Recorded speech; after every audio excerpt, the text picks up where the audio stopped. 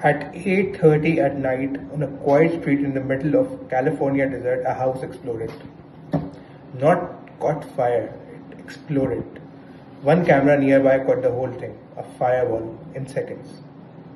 Inside were three adults and a dog, and before a single fire struck, before a single ambulance, before a single civilian responder even arrived on the scene, the United States Marines were already pulling people out of the fire. Not because it was their job, not because anyone called them, because they happened to live next door. I am Bakar Zedi and this is Current Affairs with BZ, so let's get into it. Quick pause before we dive in. This is the very first episode of this channel, so let me tell you what this is going to be. I break down the stories that actually matter, cut through the noise, and tell you not just what happened, but why it matters and what nobody else is asking. No fluff, no filler. If that's your kind of channel, hit subscribe and so you don't miss what's coming next. Okay, so 29 Palms, let's go. August 21st, a house on Octilio Avenue in 29 Palms, California, a small desert town most people have never heard of.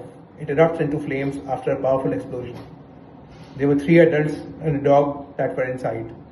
A 46-year-old woman couldn't get out. She was pronounced dead at the scene.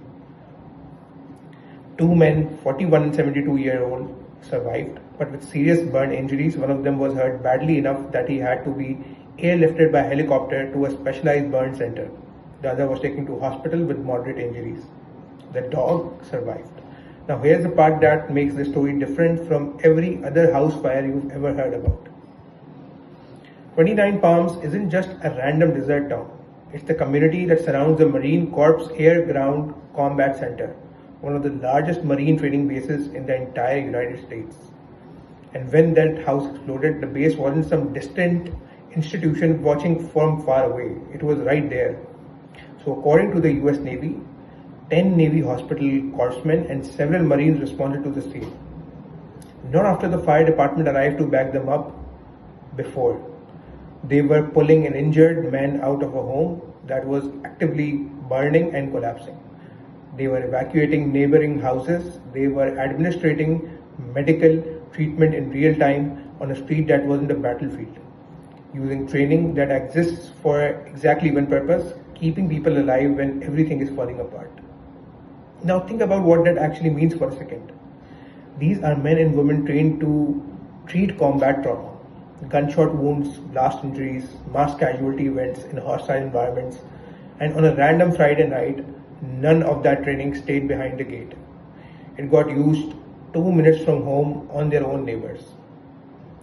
Eventually, the rest of the responders caught up. San Bernardino County Fire, the Sheriff's Department, Morongo Basin Ambulance, California Highway Patrol, Mercy Air, a genuinely massive combined effort between military and civilian responders. But the first hands-on scene pulling people out of a burning, collapsing structure belonged to the United States Marine. Now that's not a spin. That's not a press release talking point. That's just what happened. Now here's what I have to be straight with you, because a lot of channels won't be. Nobody officially knows why this house exploded. Right? There's no gas leak, not confirmed anyways, not explosives, not confirmed, no drugs, no criminal activity, none of that has been confirmed. The San Bernardino County Sheriff's Arson and Bomb Detail has taken over the investigation, and as of right now, it's still open. I want to be really clear about this because it matters.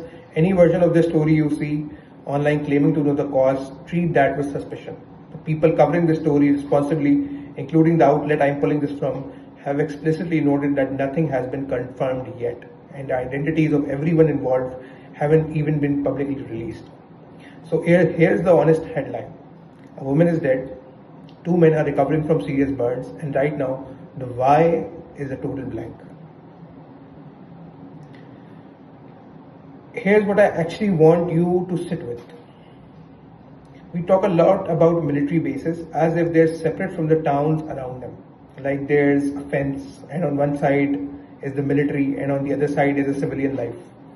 29 Palms is a reminder that in a lot of America, this fence which we are talking about is basically symbolic. right?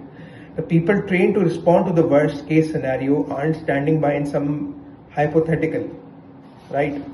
They're your neighbors. And when something goes wrong at 8:30 on a Friday night, the line between military installation and the community next door disappears in about the time it takes to run across the street. That's not something that shows up in a defense budget line item. It's not a headline about troop levels or a base closure. It's what actually happens when a training pipeline built for combat trauma gets pointed. For a few chaotic minutes at saving the life of a stranger who happens to live 2 blocks away. And honestly, that's the story underneath the story here. Not the explosion, not the investigation. It's the fact that when it mattered, the response time wasn't measured in how long until the fire department gets here. It was measured in how fast can I get across the street. So to recap, a house explodes in 29 Palms, California. 1 woman is dead, 2 men are injured. Before civilian responders arrived, Marines and Navy corpsmen from the base next door were already inside, pulling people out. The cause is still under investigation, and right now anyone telling you they know why is guessing. We'll be following up the story as the investigation develops, and if the cause comes out, I'll bring you an update.